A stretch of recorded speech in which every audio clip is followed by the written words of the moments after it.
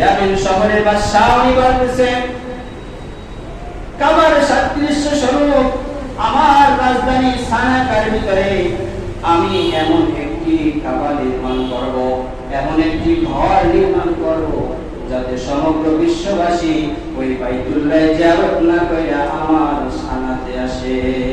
কোথায় আসে? সানা, অর্থাৎ ইয়ামেনের রাজধানী আমাদের সানা।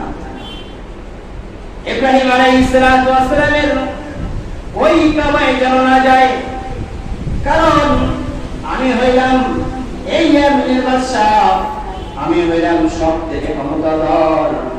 আজ থেকে আমি এমন কাবা, এমন বিষয় নির্মাণ করব যেন ওই মানুষ কাবা ঘরে না যায়, সারার ভিতরে সবাই আসে। কিন্তু আল্লাহ সুবহানাহু ওয়া তাআলা এমন ভাবে তাকে শায়েস্তা করলেন, যখন এই প্ল্যান নিয়ে উনি আগাইতেছিলেন, এখন দেখতেছে ওই কাবার সাদৃশ্য যখন ইয়ামেনের ভিতরে উনি তৈরি করলো, দেখতেছে যেই যাও সেই বধূ মানুষ ওই কাবাতে যায়। কোথায় যায়?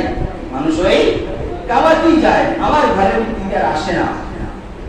এখন উনি নিজে নিজে এই চিন্তা করলো এবং এই সিদ্ধান্ত উপনীত হলো যে ওই ইব্রাহিমের ঘর বাইতুল্লাহকে ভাঙতে হবে।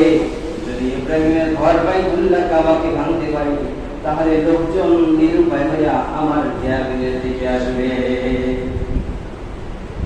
যখন উনি এইরকম সদা পরামর্শ তার দরবার সাঙ্গ নিয়ে মক্কা নগরীর ভিতরে যখন হস্তি বাহিনী যখন অগ্রসর হলো, পথিমধ্যে মুহাম্মদ সাল্লাল্লাহু আলাইহি ওয়াসাল্লামের দাদা থেকে আব্দুল মুত্তালিবের সাথে দেখা হলো। মুহাম্মাদের দাদা আব্দুল মুত্তালিব তাকে লক্ষ্য করে বলল, ও হস্তি বাহিনীর লোকেরা, তোমরা ওই যেই কাজ করার জন্য তোমরা অগ্রসর হচ্ছ, ওই কাজ তোমরা করতে পারবা না, কারণ ওই ঘর নির্মাণ করার জন্য শুধু ইব্রাহিমের হাত না, বরং ইব্রাহিমের স্রষ্টারও হাত আছে। সুবহানাল্লাহ। ওই ঘর শুধু ইব্রাহিম নবী বানায় নাই, ওই ঘর ইব্রাহিম নবীর সাথে তার পূর্বরাও ছিল। তার কথা কর্ণপাত করলো না।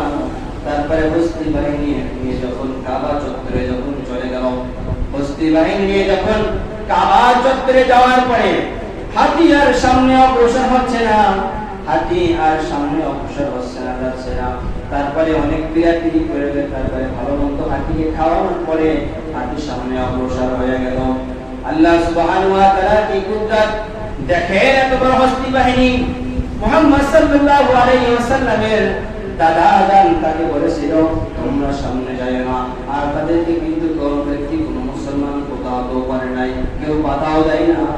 শুধু আব্দুল্লাহর দাদা আব্দুল্লাহর বাবা আব্দুল মুত্তালিব শুধু প্রভুর কাছে বলে দিয়েছে ওই ঘর যে প্রভু বানিয়েছে উনি ওই ঘরকে ইবাদত করবে। সুবহানাল্লাহ।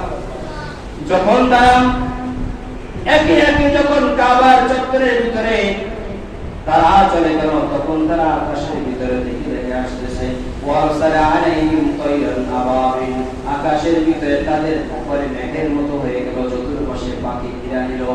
এমন পাখি, ছোট্ট ছোট্ট চড়ুই পাখির থেকে অনেক ছোট পাখি, এমন পাখি যাদের চারপাশে ঘেরাও করে নিল।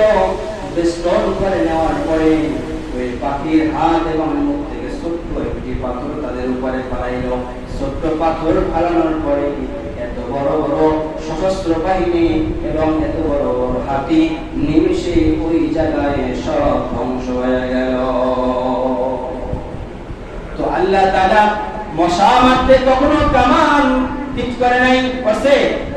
আল্লাহ তাআলা দুঃখে দুনিয়ার যত বড় ক্ষমতাবান থাকবে, যুগে যুগে আল্লাহ তাআলা তাকে বেইজ্জতি করেছে একেবারে সামান্যতম জিনিস দিয়া, ঠিক না?